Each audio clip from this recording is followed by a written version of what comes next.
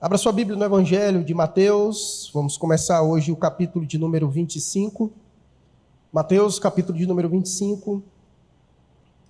Hoje do verso 1 até o versículo 13. A parábola das 10 virgens. Talvez você já tenha se deparado com ela alguma vez, lido ou ouvido alguma mensagem, mas talvez não se atentou para o contexto dela. E nesta noite nós não somente iremos aprender sobre ela, mas sobre o seu contexto, no qual ela está envolvida. Mateus capítulo 25, do verso 1 a 13, nos diz assim a palavra de Deus: Então o reino dos céus será semelhante a 10 virgens que, pegando as suas lamparinas, saíram a encontrar-se com o noivo. 5 delas eram imprudentes e 5 prudentes. As imprudentes, ao pegar as suas lamparinas, não levaram óleo consigo, mas as prudentes, além das lamparinas, levaram óleo nas vasilhas. E como o noivo estava demorando, todas ficaram sonolentas e adormeceram. Mas à meia-noite ouviu-se um grito: Eis o noivo, saiam ao encontro dele. Então todas aquelas virgens se levantaram e prepararam as suas lamparinas. E as imprudentes disseram às prudentes: Deem a nós um pouco do óleo que vocês trouxeram, porque as nossas lamparinas estão se apagando. Mas as prudentes responderam: Não, para vocês, não, porque então vai faltar tanto para nós como para vocês. Vão aos que o vendem e comprem óleo para vocês. E saindo elas para comprar, chegou o noivo, e as que estavam preparadas entraram com ele para a festa do casamento, e fechou-se a porta. Mais tarde chegaram as virgens imprudentes, dizendo: Senhor, Senhor, abra a porta para nós. Mas o noivo respondeu: Em verdade lhes digo que não as conheço. Portanto, vigiem, porque vocês não sabem o dia nem a hora.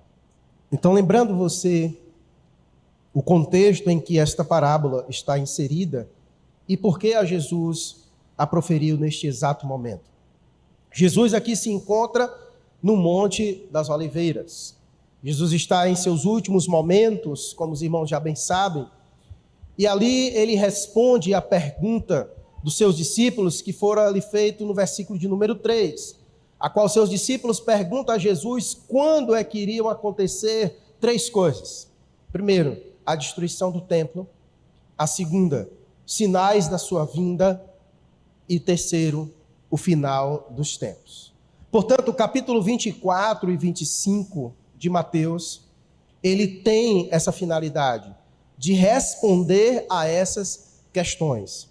Então Jesus ali no Monte das Oliveiras está tratando com seus discípulos sobre as coisas futuras, sobre as coisas escatológicas, aquelas coisas que ainda estão para acontecer. E como nós já vimos, são coisas que de fato irão acontecer. Não é que talvez aconteçam, mas são coisas que de fato irão acontecer, porque Jesus disse que poderia passar todas as coisas, os céus e a terra, mas as suas palavras não irão passar sem que essas coisas se cumpram.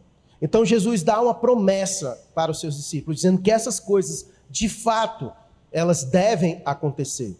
E, portanto, nós vimos sobre coisas aqui maravilhosas, ao mesmo tempo que também vimos sobre coisas que devem gerar as nossas reflexões e os nossos temores também.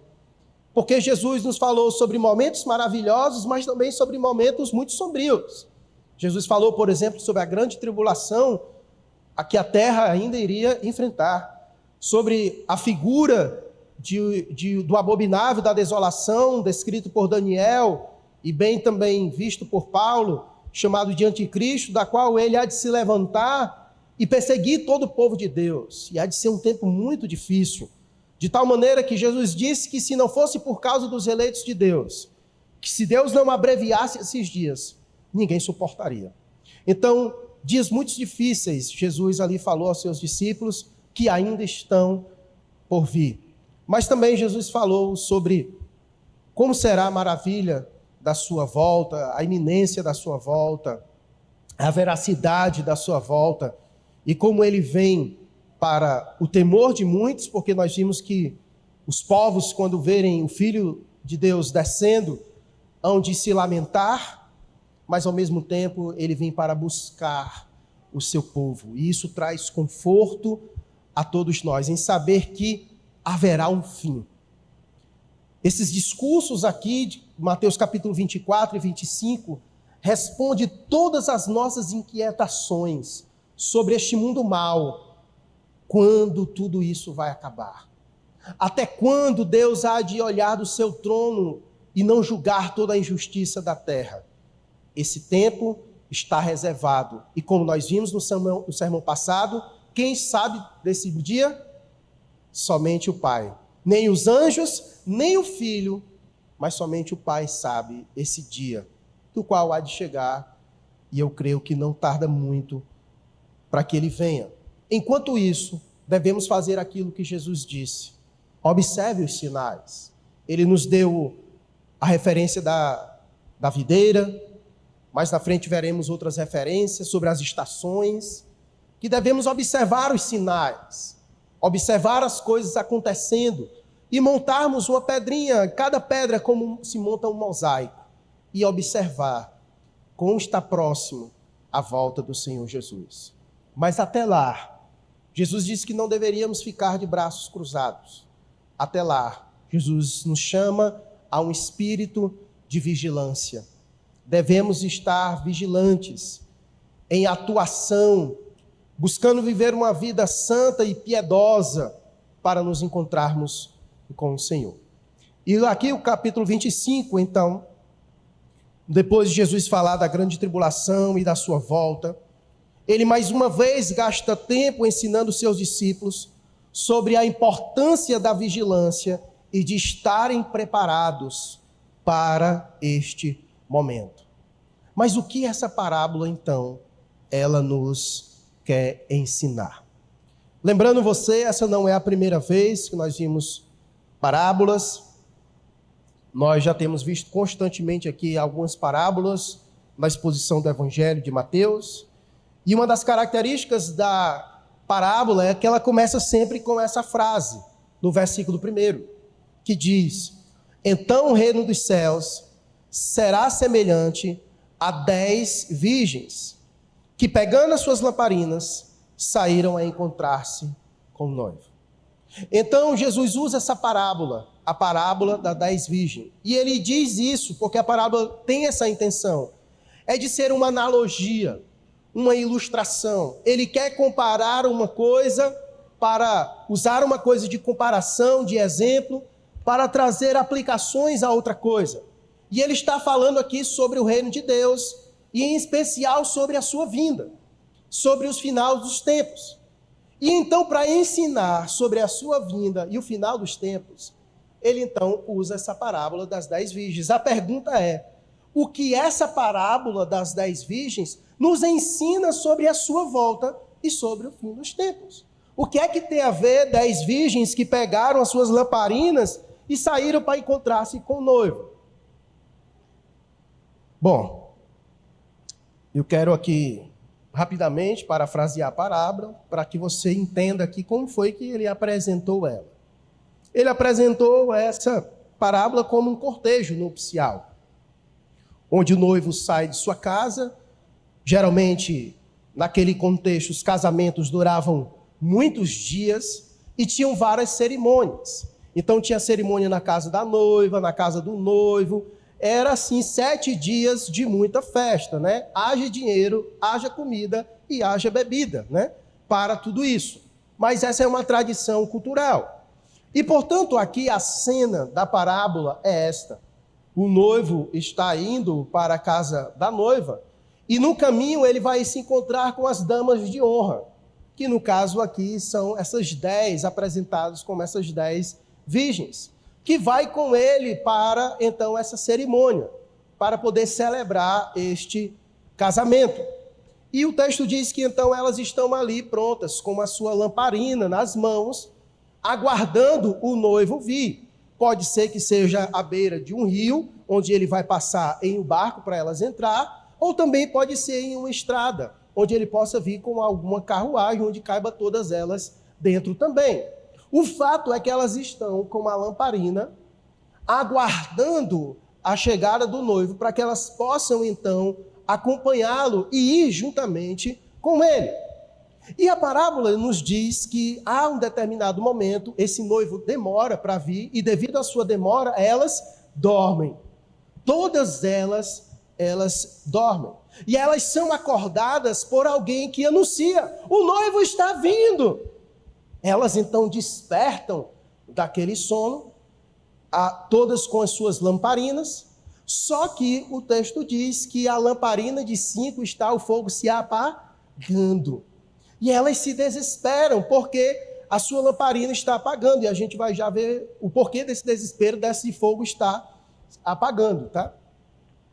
E aí elas pedem, então, emprestado às outras, óleo, para que ela possa acender a sua lamparina e não deixar apagá-la. E as prudentes vão então dizer: não, se eu der para você, vai faltar para nós. Vão comprar, que é melhor para vocês. E o texto então diz que elas saem, e acontece que quando elas voltam, o noivo já tem chegado e já tem pegado as que estavam prontas. E as outras já estavam dentro. E elas chegam então, as outras já estavam dentro, mas a porta já estava fechada. E elas então batem: Senhor, Senhor, deixa-nos entrar. E ele olha para elas e diz: eu nem conheço vocês. Basicamente, essa é a parábola. Se ela é verídica, a história, não sabemos. Contudo, o fato dela ser uma parábola, seja ela literal ou não, se for uma história real ou não, a verdade que Jesus quer ensinar, ela é verdadeira e literal, tá bom? Então, algumas coisas antes de nós entrarmos aqui para aprender o que essa parábola tem a nos ensinar sobre o reino de Deus e, em especial, sobre a volta de Jesus, o fim dos tempos. É preciso ter muito cuidado quando a gente olha para essa parábola das 10 virgens. Eu já tive o desprazer de ouvir algumas pessoas ministrar essa parábola, e o pessoal gosta de alegorizar muita coisa aqui nessa parábola. O pessoal tem uma mania de olhar para ela e dizer que a lamparina é uma coisa, que a virgem quer dizer uma coisa, que o óleo quer dizer uma coisa, e aí eles criam mais coisas e foge totalmente do contexto. Você fica... Tanto é que eu já vi esses memes aí dessas pregadoras em coach, da mulher falando: irmã, cuidado com o óleo da lamparina, falando dela ter relações com o seu marido em casa. Não deixa o óleo da lamparina. Pelo amor de Deus. Isso é o que dá quando as pessoas tiram o texto do seu... O contexto aqui é o quê? Jesus está falando sobre o quê? Ele está falando sobre a sua volta e sobre o fim dos tempos. Você tirar esse texto para falar que a irmã tem que ter óleo na lamparina para o seu marido em casa, tá de brincadeira, né? Tá de brincadeira. Mas é isso que a gente escuta, tá? É esse tipo de aberração que a gente escuta e as pessoas aplaudem, o pior de tudo, tá? Né? O pior de tudo que elas apagam. Ainda bem que quando o Senhor voltar, elas vão ficar de fora, né? Tô brincando. Mas vejamos aqui o que é cabível dentro do contexto de imediato a gente associar essa história, essa parábola e suas características de fato com a volta de Jesus e o final dos tempos. O texto diz: então o reino dos céus será semelhante a 10 virgens que, pegando as suas lamparinas, saíram a encontrar-se com o noivo. Vamos olhar aqui o versículo 1 e ver algumas coisas que são cabíveis dentro desse contexto da volta de Jesus e o final dos tempos. Nós podemos associar o noivo a Jesus. É cabível fazer isso? A Bíblia faz isso. A Bíblia diz que Jesus é o noivo, sim ou não? Perfeitamente.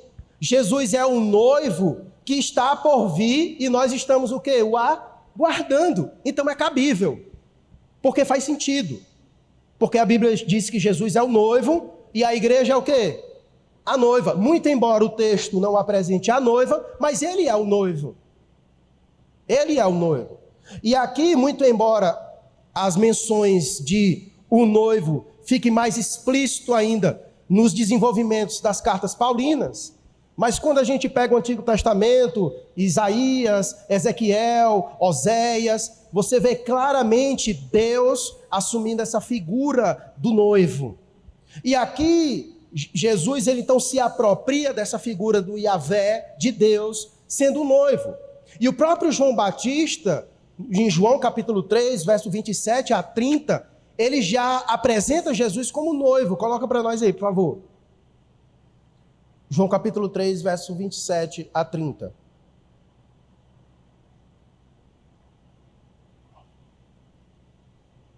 Dá certo aí? Show. Ele diz, João respondeu, ninguém pode receber coisa alguma se não lhe for dado do céu. Vocês mesmos são testemunhas de que eu disse, eu não sou o Cristo, mas fui enviado como seu precursor. O que tem a noiva é o noivo. O amigo do noivo que está presente, o escuta, se alegra muito por causa da voz do noivo. Pois essa alegria já se cumpriu em mim. Verso 30. Convém que ele cresça e que eu diminua. É óbvio que ele está falando dele e de Cristo e da sua noiva. E do papel dele nisso tudo. Certo? Então, João Batista já menciona Jesus como noivo. Então, o Antigo Testamento já faz essa citação de Deus como noivo. No Novo Testamento, mesmo antes de chegar em Paulo, já tem citações de João Batista, e o próprio Cristo também faz isso. Nós vimos aqui em Mateus capítulo 9, em especial naquele momento em que os discípulos de Jesus são acusados de não fazer jejum. E ele diz, como eles podem jejuar, o noivo estando presente com ele? Haverá tempos em que o noivo será tirado, e aí sim. Então, ele já fez citações. Então, você vai ver aqui, mesmo antes de chegar em Paulo, Jesus sendo apresentado como noivo, certo? Tanto por João Batista, como por ele mesmo, e mais à frente, Paulo desenvolve isso muito bem na ideia de que essa é uma das analogias, de que Cristo é um noivo, certo? E ele vem para buscar a sua noiva. Então, se tratando dessa situação, se tratando desse contexto de casamento, que é aqui o enredo da história das 10 virgens, é cabível, então, a gente dizer que Jesus é o noivo, e que este noivo está por vir. E todos nós sabemos que essa é uma realidade. Ele está por vir, porque ele prometeu que iria vir buscar a sua noiva, que é a celebração das bodas do Cordeiro. Então, é cabível a gente olhar para o texto e dizer, então, que esse noivo é, no caso, Jesus, tá bom? E segundo o versículo 1, se ele é o noivo que está vindo, então fica fácil da gente olhar e identificar quem seriam essas 10 virgens. Quem está aqui na face da terra deste mundo aguardando o noivo vir? A igreja. É a igreja, tá bom? Agora a gente vai ver mais à frente que essa igreja aqui é a igreja visível, tá? Porque mais na frente a gente vai perceber que todas estas 10 estavam esperando. Mas as 10 que estavam esperando, 5 foram dispensadas. Então a gente percebe que mesmo dessas 10 que estavam esperando, nem todas foram recebidas pelo noivo. Certo? Mas estavam esperando. E aí a gente vai ver mais na frente sobre a ideia da igreja visível, né? Daquela que a gente está vendo, que é aquela que a gente sabe, né? Aquela que muita gente professa, está esperando o Cristo, mas quando o Cristo vier, que é o que vai dizer no final, ele vai olhar para muitos e vai dizer, nem os conheço. Estava me esperando, eu nem te conheço. Né? Como nós já vimos no capítulo 7. Senhor, mas no teu nome. Não, eu nem te conheço. E é parecido aqui. Então, o fato, o noivo está vindo. E as 10 virgens aqui estão aguardando o noivo vir.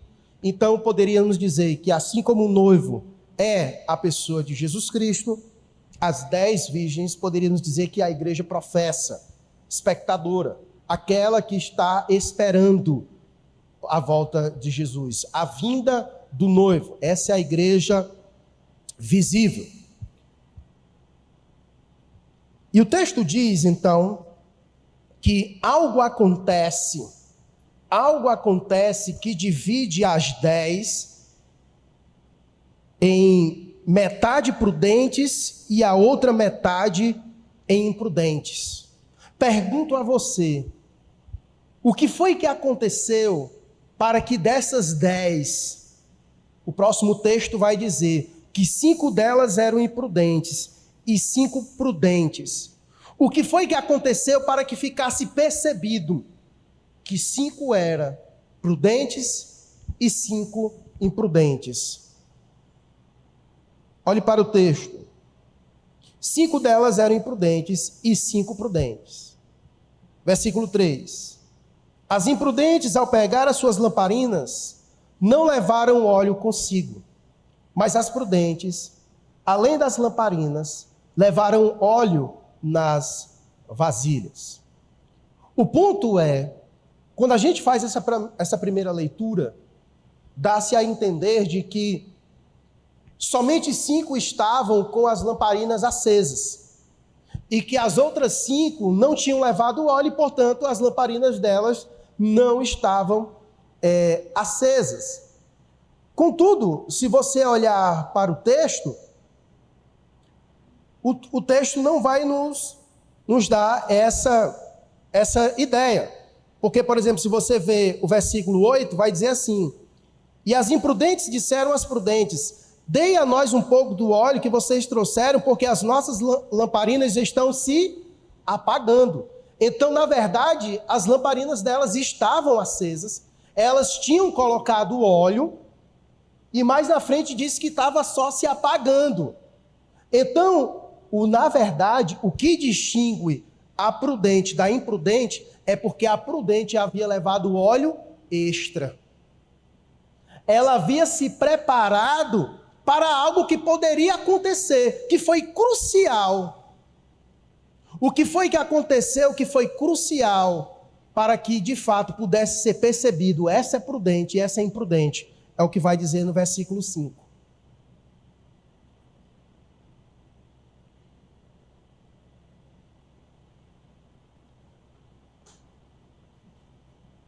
Versículo 5. E como o noivo estava demorando, todas ficaram sonolentas e adormeceram. Então o que aconteceu? As imprudentes haviam levado óleo, mas elas não haviam levado óleo suficiente para a demora do noivo. Porque o texto diz no versículo 5, e como o noivo estava demorando, então todas ficaram sonolentas e adormeceram. O problema não é que elas dormiram, porque todas as 10 dormiram. Não somente as imprudentes dormiram, mas as prudentes também dormiram. Todas dormiram, então o problema não foi dormir. O problema foi a demora do noivo. Porque como ele demorou, então o óleo que as imprudentes tinham levado era pouco. E o fogo já estava se apagando. Como as outras tinham levado óleo extra, então quando o fogo estava se apagando, elas botou óleo lá para que então o fogo não se apagasse. Então o que acontece aqui de fato,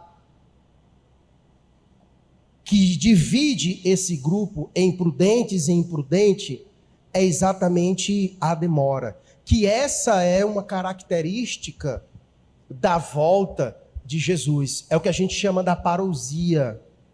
De fato, há uma demora que para nós é demora, mas como disse Pedro, falando sobre a vinda de Jesus, para Deus não é. Porque 1000 anos para Deus pode ser como um dia. Então, para nós pode ser demora. Para muitos pode ser o Senhor tarda a vir. Mas é uma demora que é apenas para nós. E é muitas vezes nessa demora aparente que muitos não estão preparados para a volta dele. Então, o texto nos liga a essa realidade. Uma realidade da volta de Jesus Cristo. Que essa demora, com que faz com que muitos não fiquem preparados para esse momento, que é o momento da vinda dele. Então, todas dormem, todas têm lamparinas, mas nem todas têm óleo suficiente, ou seja, extra, para lidar com essa demora dele. E como ele demora, elas então dormem. E o problema não é elas dormirem, o problema é a demora, que faz com que o óleo de uma vá se acabando e ela não tenha extra para repor, para fazer com que novamente a chama venha se acender. Por que isso é importante? Por que ele é crucial para o texto e o que quer dizer? Porque isso foi um fator crucial nessa história. Elas são imprudentes por esta razão. Elas são imprudentes, não é porque elas dormiram, não foi por isso. Elas estavam lá, elas estavam esperando, saíram de casa com as suas lamparinas, estavam com elas acesas, mas elas só são chamadas de imprudentes, porque na demora da vinda do noivo, elas não tinham um óleo extra para quando ele chegasse, aquilo estivesse aceso. Agora, por que era fundamental elas terem o óleo aceso, elas terem a chama acesa e terem um óleo extra, para quando ele chegasse, a lamparina delas estivesse acesa? Porque, olha, perceba como isso era importante. De tal maneira que elas pediram um pouco das outras, e as outras disseram, não, vai comprar, vão comprar. Era importante elas estarem com a lamparina acesa para quando o noivo chegasse. E isso é crucial, porque, por exemplo, se isso não fosse crucial, o noivo quando chegasse, o fogo apagou, não tem problema não, entra. Mas não, era tão crucial a lamparina estar acesa, que elas suplicaram às outras para ter um pouco do óleo delas, e tiveram que sair para comprar, para poder ter óleo, para poder o fogo estar aceso na lamparina. Por que isso era importante? Dentro da narrativa, é como se fosse um distintivo. O noivo sai no seu trajeto, e aí, para que ele possa saber quais são aquelas que ele deve parar e colocar dentro, trazer para si, no caso aqui, como eu disse, pode ser um barco, pode ser uma carruagem, o fato é, para que ele pudesse saber quem é quem, porque no percurso ele poderia encontrar gente indesejadas, pessoas que quisessem tentar entrar, e para que ele pudesse saber quem, é como se o código, é como se a pista fosse essa, como se aquilo que distingue elas das demais seria a lamparina acesa. Seria a lamparina acesa. Porque se não fosse, elas poderiam ter deixado a lamparina apagada, e ele receberia elas a si mesmo. Mas tinha que estar com uma lamparina acesa. Então o noivo, quando sai no trajeto, ele só vai chamar aquelas que estão com a lamparina acesa. É como se fosse o combinado. Eu vou me encontrar com vocês, certo? Todos nós vamos estar assim. Pronto. Se tiver com roupa diferente, não vem. Nós já vimos isso em outros momentos que Jesus fala isso, em que ele convida pessoas, lembra, para o banquete, você está com a roupa estranha, né? Sai fora, você não está vestido adequadamente, sai fora. Então é mais ou menos aqui, né, a ideia da ilustração dessa parábola. O fogo era necessário, e obviamente aqui o fogo não tem nada a ver com fogo pentecostal, aquela coisa toda, certo? Não tem nada a ver com isso, tá bom? Como eu disse, muitas coisas são ditas nesse texto, alegorias que não fazem nenhum sentido para a interpretação do texto com o contexto da volta de Jesus. Então, era necessário que elas tivessem com fogo aceso para que o noivo pudesse vir e buscar elas. Ora, o óleo, o azeite, nas Escrituras, de fato, ela tem uma conotação muito usada por Deus, e em diversos comentaristas que eu li, alguns concordam ou não, de o óleo, o azeite, muitas vezes é visto como o Espírito Santo de Deus, né? Você vai encontrar isso em determinados lugares e há espaço, sim, para essa compreensão. E quando nós olhamos para o texto, faz total sentido acreditar que muito provavelmente seja essa uma boa interpretação para que possamos dizer que esse fogo, essa lamparina acesa, é aquilo que distingue o verdadeiro do falso. O verdadeiro do falso. Porque, como eu disse, as 10 virgens, e aqui o fato delas serem virgens não tem nada a ver. Porque se tivesse, todas as 10 teriam que entrar. Mas o fato delas não entrarem é porque a lamparina não estava acesa. Esse é o ponto principal. Certo? Não é porque ele chegou e fez um exame lá e viu, não, você não é virgem. Certo? Não é isso. As 10 eram virgens. Certo? E o número também não quer dizer muita coisa. Muito embora pessoas gostem de numerolatria, dessa ideia, não, 10 é o número perfeito. Meu irmão, aqui não tem nada a ver. Aqui poderia ser 8, 4 prudentes e 4 imprudentes. Poderia ser 6, 3 prudentes. Certo? Poderia ser 2, uma prudente e outra imprudente. Ele quer só fazer uma distinção entre uma e outra. E precisa ter números para fazer isso. Certo?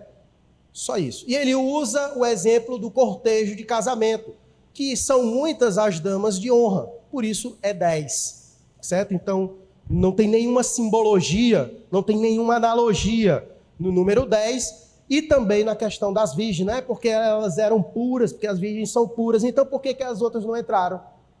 Só 5 entraram, porque as 10 eram virgens.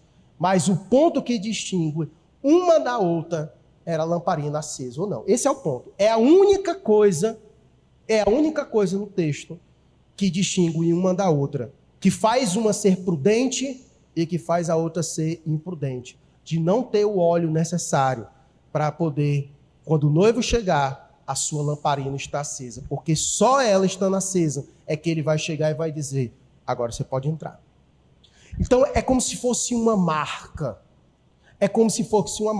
e se tratando da volta de Cristo, faz todo sentido, porque como nós já vimos no texto, quando Jesus voltar, nós vimos já no sermão passado, que ele vai enviar os seus anjos para recolher aqueles que são seus. A pergunta é, aqueles que são seus, têm alguma marca? Sim ou não? Se distingue das demais pessoas? Sim. Nós poderíamos chamar isso de selo do Espírito Santo, porque o Espírito Santo sela aqueles que são de Deus.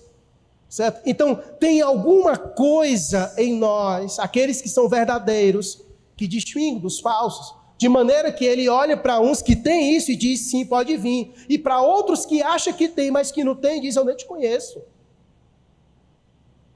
Então, o ponto é esse aqui na questão da analogia e da apresentação do noivo diante daquelas 10 virgens. Então, pode ser que o óleo, o azeite, seja visto como o Espírito Santo de Deus. E todos nós sabemos que se alguém não tem o Espírito de Deus, esse não é de Deus. Aquele que não for de Deus, não tem lugar quando o noivo chegar. Aquele que não tem a marca, aquele que não tem esse distintivo, aquele que não tem a lamparina acesa, aquele que não tem o selo do Espírito Santo, aquele que não foi derramado a graça de Deus sobre a vida dele, você poderia usar essa analogia aqui para aplicar em qualquer outro contexto que possa assegurar uma marca distintiva do que é verdadeiro, do que é falso. Porque as 10 estão esperando, mas só 5 de fato estão preparadas para encontrar com o noivo. E a marca que distingue uma das outras, que torna uma prudente e as outras imprudentes, é a lamparina está acesa. Que no fato aqui, nós poderíamos dizer, é que essas de fato são salvas, essa de fato é a igreja verdadeira, da qual o noivo vem buscar, porque elas têm algo que as outras não têm. Elas têm algo que as outras não têm. E é interessante o que o texto vai dizer, é que diante disso elas ficam desesperadas. Olha o que o texto diz a partir do versículo 6. Mas à meia-noite ouviu-se um grito: eis o noivo, saiam ao encontro dele. Então todas aquelas virgens se levantaram e prepararam as suas lamparinas. Então aqui é como se fosse um anúncio, né? Aquele anúncio da volta de Cristo, aquele momento da sua vinda, ele está vindo.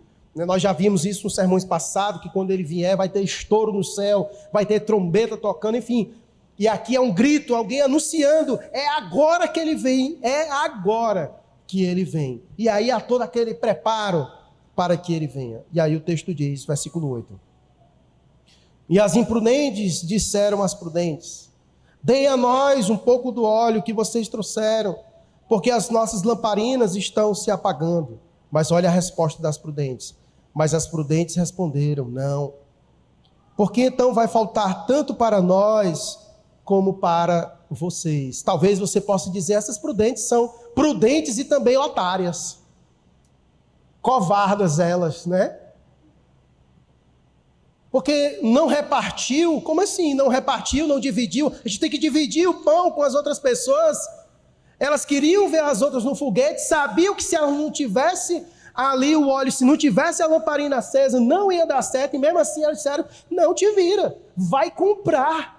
Eu não vou dar, não. Isso é muito egoísmo da parte dela. Sabe qual é o ponto? O ponto aqui é porque a preparação para esse momento não pode ser compartilhada. A sua salvação não pode ser compartilhada com ninguém. Não pode. Você não pode compartilhar ela com ninguém. Você não pode dar ela para ninguém. Ninguém vai ser salvo por tabela. Seu filho não pode ser salvo por causa de você.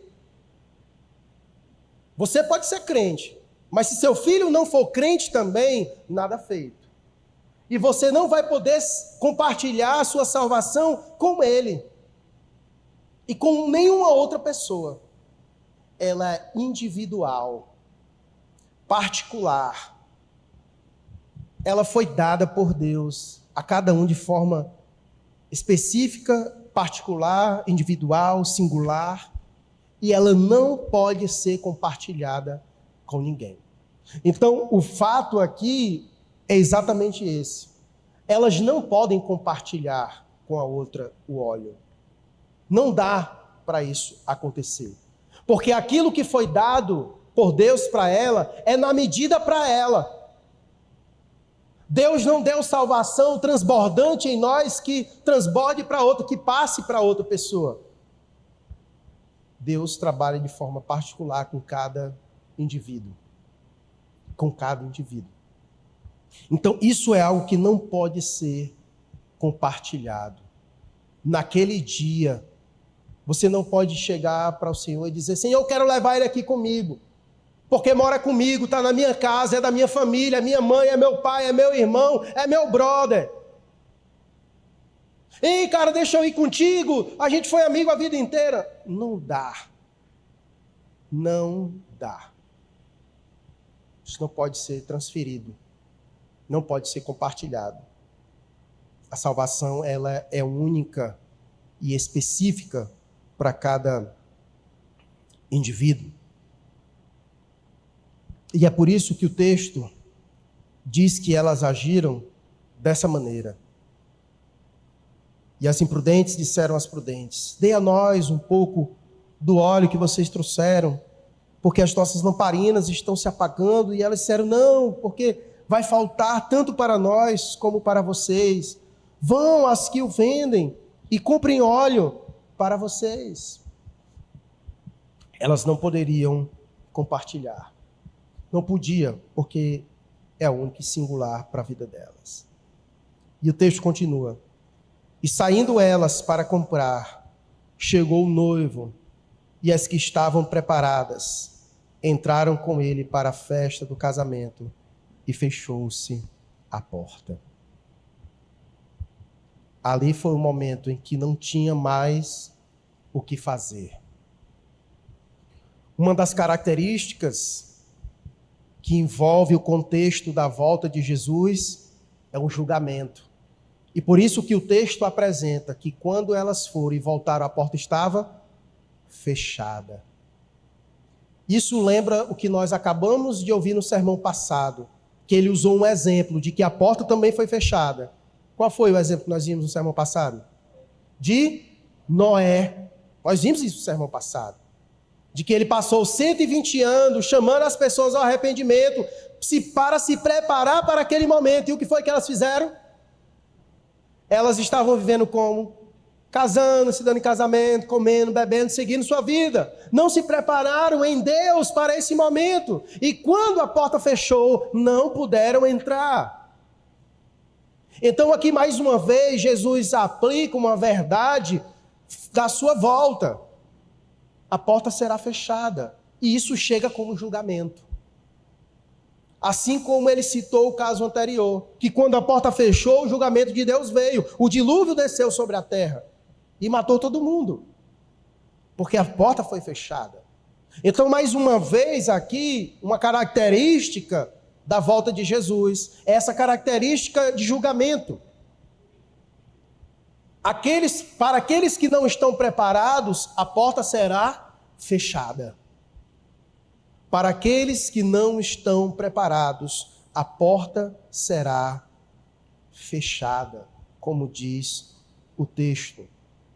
E saindo elas para comprar, chegou o noivo, e as que estavam preparadas entraram com ele para a festa do casamento, e fechou-se a porta. Essas mulheres não estavam preparadas para esse momento. Você já ouviu aquelas pessoas que dizem: a gente nunca está preparado para a morte, a gente nunca está preparado para essas coisas? Você já ouviu esse tipo de coisa? Texto como esse diz claramente que isso é uma mentira. Porque o texto diz que as prudentes estavam preparadas ou não estavam? Elas estavam preparadas. Elas estavam preparadíssimas para esse momento. Assim como tem pessoas que estão preparadas e tem outras que não estão preparadas. Só há uma maneira de nós estarmos preparados para esse momento, seja o momento da volta de Jesus, porque de todo jeito, como nós já vimos, nós nos encontraremos com Jesus. Seja ele rasgando o céu e vindo, seja os nossos olhos fechando, porque nós iremos nos encontrar com ele, seja para julgamento eterno, seja para a salvação eterna. De todo jeito, nós nos encontraremos com ele. Não tem jeito. E há uma única maneira de nós estarmos preparados para esse momento. É se nós formos dele. É se nós formos dele. Não tem outro jeito. Se nós formos dele, nós estamos garantidos.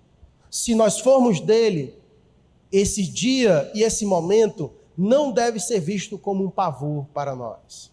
Porque, como disse Paulo, viver é Cristo, morrer é lucro. Ele tem certeza, ele tem convicção, ele não tem medo, ele não tem pavor. Ele está certo que ele está preparado. Ele está certo de que ele está preparado. Há quem diga, não tem jeito nem para a morte. Você não leu a Bíblia. Você já leu o que Paulo disse em 1 Coríntios, capítulo 15? Ele disse: tragada foi a morte pela vitória de Jesus. O nosso maior inimigo foi vencido por Jesus na cruz. Por isso que ele disse para as irmãs de Lázaro: eu sou a ressurreição e a vida. Quem crê em mim, ainda que morra, o quê? Viverá. Porque ele é a própria vida. E ele prometeu dar a nós o que? Vida eterna. Tem jeito para a morte. Jesus deu um jeito nela. Jesus deu um jeito nela. Ele venceu. Por isso que ele disse que nada pode nos separar do seu amor, nem mesmo a morte. Nem mesmo a morte. Nada mais. Porque ele venceu. Então esse negócio não tem jeito para a morte? Tem, Jesus deu. Tem como estar preparado? Tem. Se você está em Jesus, você está mais do que preparado. Porque esse é o preparo que nós precisamos ter. Seja no momento da sua vinda, seja no momento da nossa partida. Não há outro jeito. Eu não sei se você já teve o privilégio de ver crente morrendo. Mas é crente mesmo. Não há medo ali. Não há medo. Tive o prazer de testemunhar a morte de uma avó de uma amiga que passou um tempo no hospital. E todas as vezes que nós chegávamos lá, o testemunho das enfermeiras, do pessoal que acompanhava, que ela passava o dia cantando corinhos, lendo a Bíblia, evangelizando o pessoal, alegre como se estivesse na sua casa. Certeza de salvação. Certeza de salvação. Segurança. Certeza. Convicção. Convicção. Convicção. Nós podemos estar preparados. E só há uma maneira de nós estarmos preparados. É se nós estivermos em Cristo Jesus. É por isso que o noivo vem buscar. Mas nem todos, ainda que muitos estejam esperando, entrará com ele.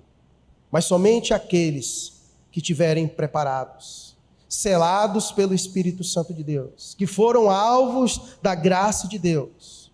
Muitos naquele dia serão deixados de fora, porque a porta estará fechada para eles, porque não estavam preparados.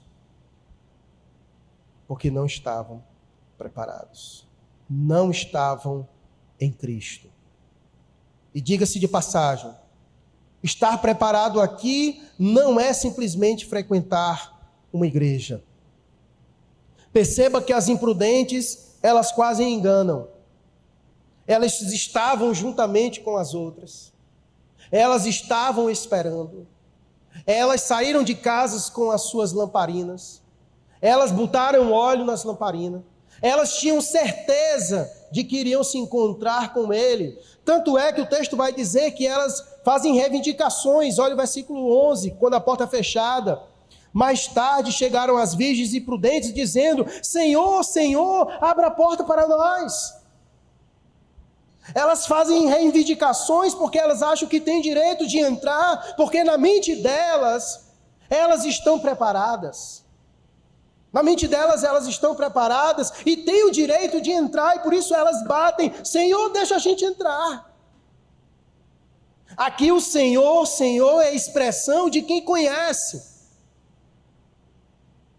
É a expressão de alguém que não está distante.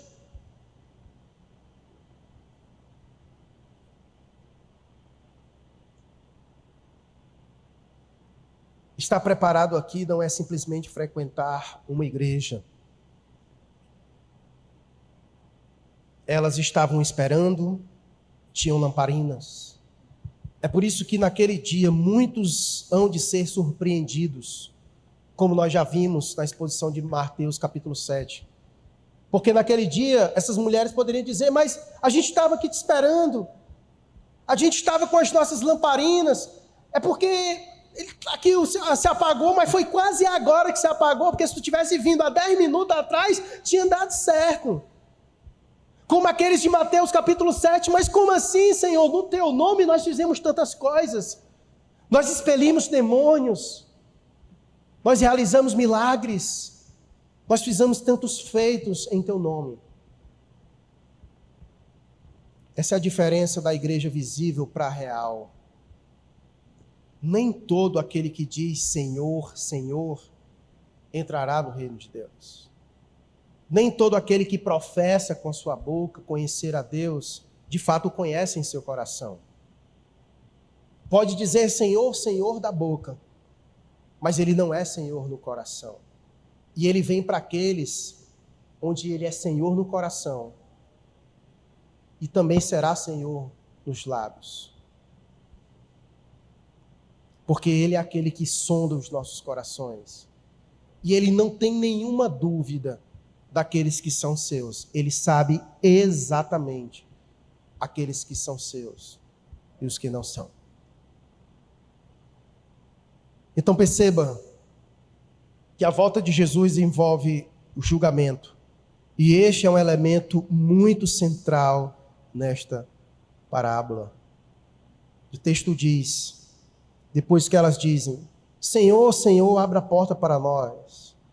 Versículo 12 ele diz, mas o noivo respondeu, em verdade lhes digo que eu não as conheço. Forte, duro, cruel. A porta foi fechada. E o fato delas estarem de fora,